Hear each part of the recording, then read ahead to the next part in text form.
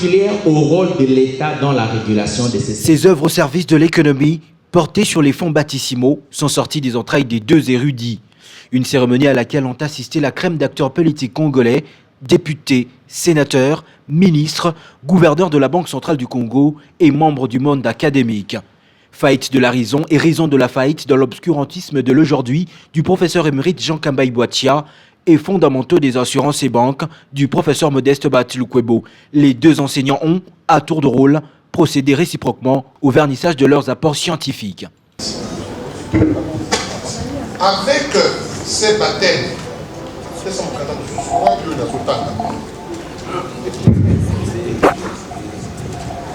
la page.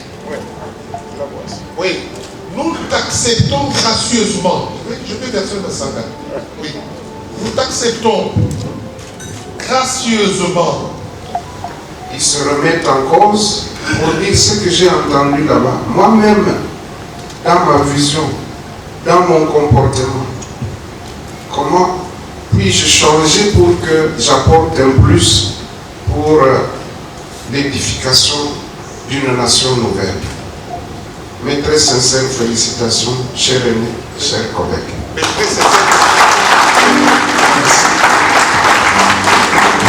Établissant les liens entre les deux œuvres, le professeur Modeste Batilukwebo a rappelé que le développement de la République démocratique du Congo passe avant tout par un changement de mentalité des Congolais. Nous avons procédé à la cérémonie de vernissage de nos deux ouvrages, celui du professeur émérite Jean Kamba Boatia, intitulé « La faillite de la raison » ou les raisons de l'obscurantisme d'aujourd'hui. Et le deuxième, c'était mon propre ouvrage qui portait sur les fondamentaux des assurances et banques.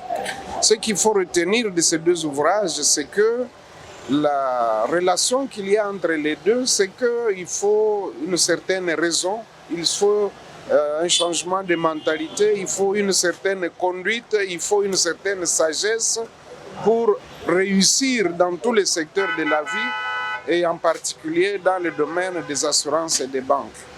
Le professeur Kamba Boatia a démontré que l'élite congolaise est beaucoup plus tournée vers l'extérieur au lieu de consommer local, au lieu de nous approprier nos propres valeurs, nos propres cultures.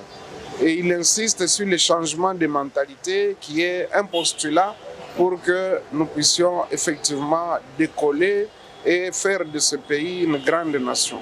Il faut nécessairement un changement de mentalité, il faut un changement comportemental. Sans cela, nous ne pourrions réussir dans aucun domaine de la vie. Donc je pense que c'est le postulat et j'estime que c'est le chantier le plus important parce que comme je l'ai démontré, notre pays, bien qu'il soit doté de beaucoup de ressources naturelles, demeure toujours parmi les pays les plus pauvres.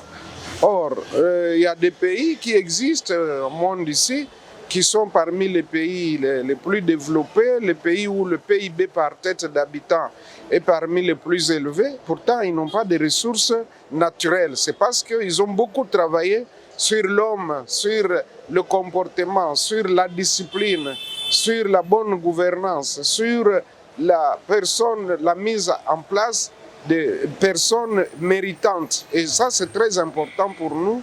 Et je crois que c'est le défi majeur qu'il nous faut. Le reste peut suivre. Si déjà on change de comportement et de mentalité, avec une dose d'amour de la patrie et du prochain, les choses pourront bien marcher. Avec Fondamentaux des assurances et banques, l'universitaire signe un ouvrage qui dépasse le cadre académique. Il y présente les secteurs bancaires et assurantiels comme des leviers essentiels de la croissance, de la protection des investissements et du financement du développement.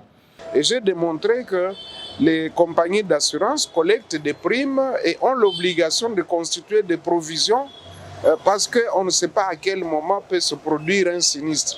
D'où l'État et les lois obligent les compagnies d'assurance de constituer des garanties solides et du fait de cette inversion du cycle de production.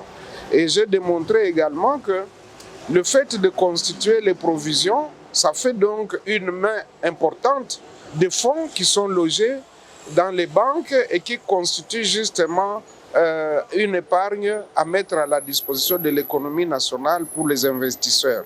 Donc vous voyez déjà le lien qu'il y a entre les trois éléments, entre la philosophie, le changement de mentalité entre les compagnies d'assurance et entre les banques. Et donc, tout est lié.